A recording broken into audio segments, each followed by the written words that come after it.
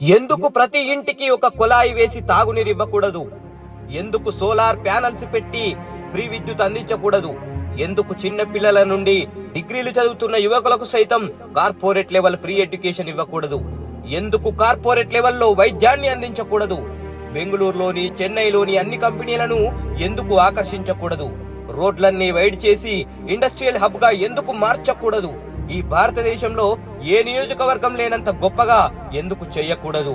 ప్రతి రైతుకు సాగునీరు, ప్రతి ఇంటికి తాగునీరు, ప్రతి బిడ్డకు ఉచిత చదువు, ఉచిత వైద్యం, అవ్వాతాతలకు అండాదండ, ప్రతి మహిళా ఎదుగుదలకు ప్రోత్సాహం, ప్రతి యువకుడికి తన తాలూకాలోనే ఉద్యోగం, అన్ని చేతి వృత్తులకు బాసట, చేతి వృత్తుల వస్తువులను విదేశాలకు సైతం ఎగుమతి, కలలనే నమ్ముకున్న కళాకారులకి చేయూతనివ్వడం, ప్రతి గోవు సురక్షితం, అడుక్కు తినే ప్రతి మనిషి ఆశయంతో బతికే మార్గదర్శన, వ్యాపారస్తులకి అండాదండ, పలమనేరు పట్టణం యొక్క స్వచ్ఛత ఇది.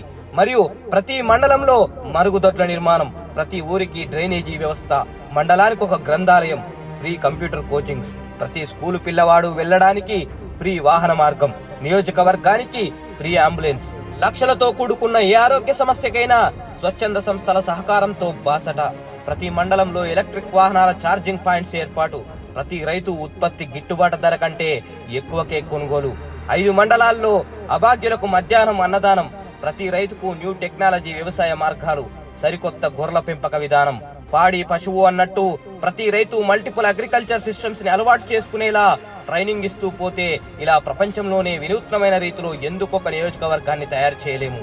ఒక్కసారి ఆలోచించండి. వీటన్నింటిపైన దృష్టి, ఆలోచన, అవగాహన ఉన్న ఒక వ్యక్తిని ఎమ్మెల్యేగా గెలిపించండి. జై హింద్.